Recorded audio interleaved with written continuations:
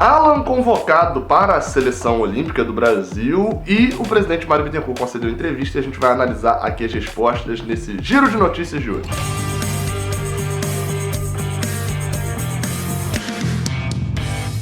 Seja bem-vindo, você guerreiro de todo o Brasil, de todo o mundo. Aqui é o canal Raiz Tricolor, eu sou o Gabriel Amaral. Hoje é sexta-feira, dia 16 de agosto de 2019 e você já viu aí os assuntos, mas antes de começar o giro de notícias, você sabe, um momentinho aqui, mas antes, tenho que falar do aplicativo OneFootball, o aplicativo de futebol mais baixado aí no mundo inteiro, mais de 180 países, tem tudo quanto é liga, tudo quanto é informação e, claro, também, além das ligas, dos resultados e, enfim, de te informar ao vivo, ele também tem notícias. Se você quer ficar muito bem informado sobre o Fluminense, além de assistir o Raiz Tricolor, baixa o aplicativo OneFootball também e veja aí várias notícias. O link tá aqui na descrição. Você aperta aqui na descrição, faz o download e seja feliz. Seguimos.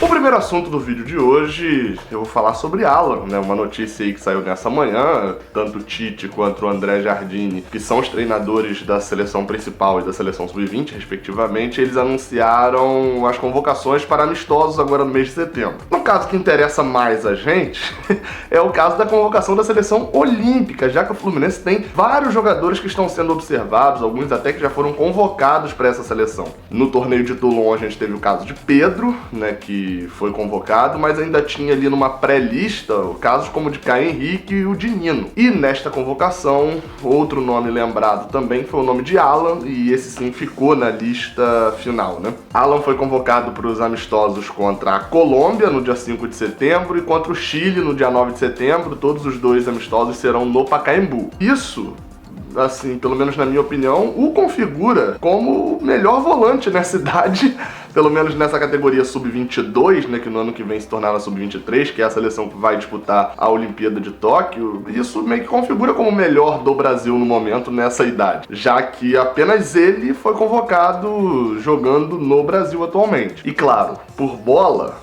eu digo que ele tem bola para a seleção principal. Não vai demorar para você ver esse cara na seleção principal, não. O problema, e sempre tem problema quando a gente fala de convocação para a seleção por essa desorganização que é a CBF e os clubes em relação a datas, é uma data FIFA, o Fluminense não tem o que fazer, ele é obrigado a liberar, porém a gente perde Alan para o jogo contra o Fortaleza, 18ª rodada do Campeonato Brasileiro, também perde Alan para o jogo contra o Palmeiras. O jogo contra o Palmeiras é um dia depois do jogo contra o Chile, né? O jogo contra o Palmeiras é no dia 10, o jogo contra o Chile é no dia 9, o jogo do Palmeiras, lembrando que é um jogo adiado da próxima rodada do Brasileirão. Provavelmente não terá Alan lá contra o Palmeiras, né? O único caso seria se ele não atuar contra o Chile, ele tá liberado para jogar o jogo contra o Palmeiras. Se ele jogar contra o Chile, como vai ser 24 horas de diferença de um pro outro, eu não tenho certeza se ele pode ou não, como que o que diz a lei sobre atuar na seleção, enfim. Mas provavelmente não deve ser utilizado nesses dois jogos. E a gente sabe o quanto isso é problemático. Mas, enfim, fico feliz por Alan, que em breve será ele na principal e possivelmente Caio Henrique também. Outro assunto do Giro de Notícias de hoje é a gente falar sobre as declarações de Mário Bittencourt, todas elas estão escritas aqui. O presidente concedeu entrevista hoje lá no CT da Barra e isso já é uma notícia positiva, né? A gente vai lembrar que há menos de 15 dias atrás, Mário Bittencourt já tinha concedido uma entrevista na sexta-feira, também lá no CT do Fluminense na Barra, ou seja, em semana passada o Celso Barros, que a gente sabe que é o segundo nome forte ali da diretoria, concedeu entrevista e essa semana ele já tá lá de novo. É óbvio que alguns assuntos ficam repetitivos demais, como toda hora alguém perguntando sobre Fernando Diniz, etc, sobre ambiente e eles reforçando, enfim, cada um pergunta o que quer, ele responde o que quer, mas essa sequência de entrevistas às vezes fica ali, alguns assuntos ficam sobrecarregados, a galera não tem muito o que perguntar em alguns casos, porém foi interessante para elucidar alguns tópicos que eu vou comentar aqui. Primeiro assunto, time sub-23. Mário Bittencourt confirmou de que o Fluminense em 2020 irá participar do Campeonato Brasileiro de Aspirantes, o Campeonato Sub-23, seja lá como você quiser chamar. O Fluminense terá um time para jogar, né? A gente vai lembrar que tem uma geração do Sub-20 que não desabrochou tanto, a gente vê vários jogadores que são 99 e que ainda não renderam o suficiente. O Fluminense tem que desaguar esses jogadores, até por isso talvez tenha renovado o contrato de Marcos Felipe, né? Não sei se ele ainda seria para isso ou seria para manter botei como terceiro goleiro. O fato é que o Fluminense tem muitos jogadores, por ser uma base muito ativa e muito forte, ele chega com vários jogadores que têm potencial, mas que aos 20 anos ainda não desabrocharam. Então vai utilizar boa parte desses jogadores para atuar no campeonato de aspirantes. Hoje, o campeonato de aspirantes tem 16 equipes e o Fluminense será a primeira equipe do Rio de Janeiro a colocar um time no campeonato sub-23. Vai ser interessante, né? A gente vê vários desses jogadores, como foi o caso do Leandro Espadaço, por exemplo, que poderia ter ficado e atuado mais um tempo ali até desabrochar e subir pro profissional. Segundo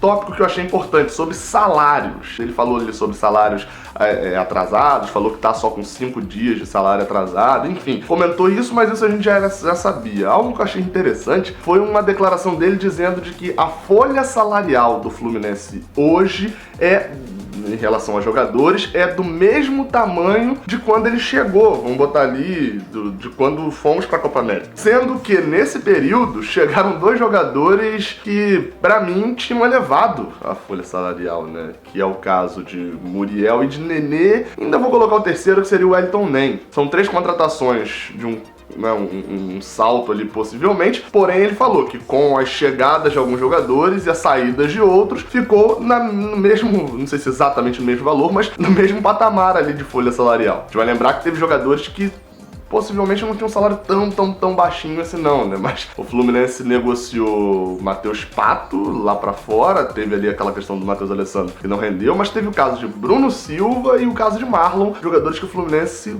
eliminou da folha salarial. Ou seja, isso merece parabéns também, né? O elenco tá consideravelmente mais qualificado, gastando a mesma coisa. Terceiro tópico que eu achei bem relevante é sobre a questão Maracanã. Além dele explicar mais uma vez, explicou até mais a fundo a questão do que eu já falei aqui no vídeo anterior, né? O Fluminense não deve, se ele tem uma dívida, ele não tem dívida com o Flamengo. Maracanã, ele está sendo administrado por uma nova empresa chamada Fla-Flu. Sócios dessa empresa são Flamengo e Fluminense. Ou seja, o Fluminense não deve Flamengo. O Fluminense vai dever alguma coisa a essa empresa. E ele deixou claro, assim como eu falei neste vídeo que deve estar aparecendo aqui no card ou não, que já estava negociado para que esse pequeno débito que tem ali em relação ao custo do Maracanã de limpeza, enfim, custo operacional dele, já estava negociado para que o dinheiro de Gerson, que o Flamengo deve ao Fluminense, seja utilizado para custear isso e ainda sobra dinheiro ainda para o Flu. E vale ver esse trecho lá da coletiva, porque ele ainda fala também sobre custo operacional de estádio, né? Sobre a questão do borderô, como que o Palmeiras faz para parecer que ele tem uma renda muito maior de estádio do que ele realmente tem, enfim, vale dar uma olhada lá. Tá lá na Flu TV, a entrevista completa, vai lá e dá uma olhada que é muito interessante. Quarto tópico interessante, aí agora 2 notícias, né, no quarto e no quinto. A primeira é relacionada ao jogo contra o Corinthians lá em São Paulo. O jogo é lá em São Paulo, mas vai rolar mais uma vez, assim como aconteceu contra o Peñarol no jogo lá no Uruguai, vai rolar Venha Ver o Jogo nas Laranjeiras, não sei exatamente se é esse o nome, mas vai rolar o telão nas Laranjeiras para assistir a partida entre Corinthians e Fluminense, o jogo da ida. Contra o Peñarol, a gente vai lembrar que estava bem próximo da FluFest, eu mesmo achei que só fosse ter naquele jogo, porque a estrutura da FluFest já estava montada, mas ao que parece não. Ao que parece foi interessante e vão fazer mais uma vez Corinthians e Fluminense. Jogo da Sul-Americana, tem ali uma limitação de ingressos, quando o Peñarol esgotou a questão dos ingressos, e dessa vez, aparentemente, também vai esgotar. Então vale ficar de olho aí, para quando abrir a venda, você já garantiu o seu. E o quinto tópico que eu achei bem relevante aqui para comentar é uma promoção de ingressos. Essa semana fez 1 ano do vídeo que eu fiz, que eu vou deixar esse, eu faço questão de deixar aqui no card, que era porque o Fluminense não enche mais estádio, alguma coisa assim, que eu falava de vários problemas na questão dos ingressos, vários problemas sobre valor, sobre questão de sócio, enfim. E o Fluminense está resolvendo alguns daqueles problemas que eu listei lá no ano passado. E um deles é que, apesar de ter elevado o valor do ingresso para alguns jogos, como contra o Corinthians na Sul-Americana, né, elevou o valor da Sul, mas o da Leste Superior tá lá embaixo, o Fluminense vem fazendo promoções recorrentes, né? Até agora já teve o pacote, que incluía ali 5 jogos em casa, né? O último deles é nesse domingo contra o CSA, a pessoa pagou R$150 e foi ver 5 jogos. E agora uma outra promoção que eu achei legal de ser condicionada a um jogo, né? O jogo contra o CSA, segundo o Mário Bittencourt, já tem 10 mil ingressos vendidos, mais de 10 mil ingressos vendidos, e ele colocou uma condicional. Se este jogo passar de 20 mil pessoas lá no Maracanã, 20 mil pagantes, imagino eu, o jogo contra o Avaí, que é depois do mata-mata contra o Corinthians, né? Mas é o próximo jogo nosso no Campeonato Brasileiro, que é numa segunda noite, ou seja, provavelmente não daria um público tão bom. Esse jogo contra o Avaí terá preços promocionais, que seriam R$40 a sul e R$10 todo o setor leste, tanto inferior quanto superior. E tudo isso com meia entrada, ou seja,